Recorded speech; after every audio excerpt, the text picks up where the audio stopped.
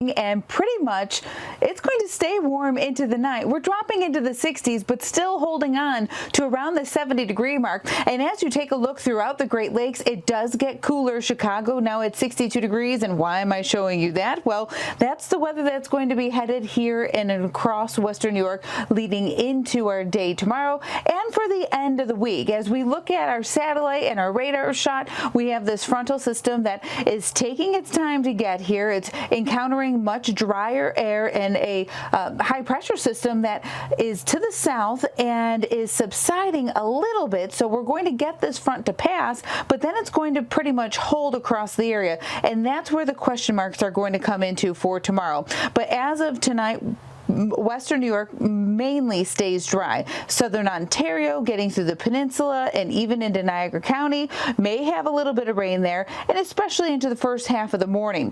Temperatures for the overnight, a little further inland, dropping into the lower 60s, and will be pretty much staying there for the Niagara frontier tomorrow. Now, this is where the question marks come into play. How far south does this front move? If you're along the Lake Ontario shoreline tomorrow, we're going to have northerly winds, going to be much cooler there. We'll probably get closer to 70 degrees for Albion and Lockport. I think the front will be just a little bit further north. That gives us more heat there, but we definitely still have the heat between Pendleton and Akron. Lancaster and Attica is going to pick up the chance for those thunderstorms into the afternoon, and with that northerly wind in play, you're not getting much of an influence off of Lake Erie, so anywhere from Kenmore to Clarence will all be just around that 70-degree mark. Now, as we get across the southern tier and where the warm air is still pretty much sticking around, take a look at Warsaw Arcade and Springville in the mid-70s, but also the chance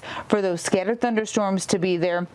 And if you're along the Lake Erie shoreline a little further south and more of a northerly wind component, you have milder conditions where across the southern tier and where that front sits is going to be warmer. Wellsville may not get to the 80-degree mark, but it will definitely be warmer than, say, Wilson off of Lake Ontario. So here's how the hourly forecast works out. We'll have the chance to see some showers as we get into the first half of the morning for the Niagara frontier, and then near the noon hour for Buffalo, thunderstorms across the southern tier, and we're going to continue with that as this front kind of sits just to the south of us. We'll watch how this all plays out into our Friday. Some of those scattered showers and thunderstorms mainly south and east of Buffalo and even into Saturday. So we hold on to those showers, and where that front is where those rain showers are going to sit along, and even thunderstorms into the end of the week. But we do see drier conditions by Sunday.